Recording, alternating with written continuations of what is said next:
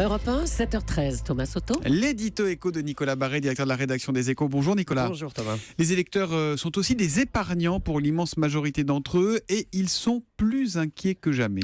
Oui, vous savez, les 2/3 des Français détiennent une assurance vie ou un plan d'épargne logement ou un plan d'épargne en action.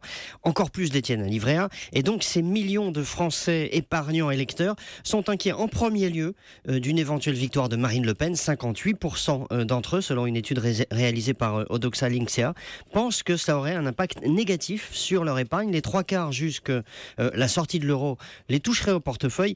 Et d'ailleurs, même parmi les électeurs de Marine Le Pen, un tiers pensent que la sortie de l'euro serait mauvaise pour leur épargne. Et certains épargnants commencent déjà à se préparer à une telle éventualité ou pas? Oui, quand on interroge les banquiers, certains nous disent en effet qu'on leur pose plus de questions qu'avant pour ouvrir des comptes à l'étranger, au Luxembourg par exemple.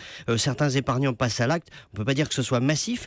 Les épargnants préféraient de loin une victoire d'Emmanuel Macron ou de François Fillon. Cela dit, tout n'est pas si positif, même chez ces deux candidats. Ah, et pourquoi donc alors? Parce que, vous savez, les épargnants ont été tellement matraqués depuis 30 ans par la droite et par la gauche qu'ils attendent de voir si ce que promettent ces deux candidats, à savoir une taxe unique de 30% sur tous les revenus d'épargne, ce serait très simple, est-ce que ce sera vraiment mis en place? Aujourd'hui, notre système fiscal marche sur la tête parce que il oriente l'épargne des Français vers des investissements non productifs comme l'immobilier et du coup, les entreprises françaises manquent de capitaux, donc elles sont obligées soit de s'endetter, ce qui les affaiblit, soit de vendre leurs actions à des investisseurs étrangers, ce qui fait peser une menace sur leur lien avec notre pays. Et donc, il faudrait complètement renverser le système. Les projets de Macron et Fillon vont grosso modo dans ce sens, mais en attendant, les épargnants veulent voir si ces promesses seront vraiment bien mises en œuvre et ils sont plus prudents et surtout plus inquiets que jamais. Un dossier complet à retrouver dans Les Échos ce matin. Merci Nicolas et à demain. À demain.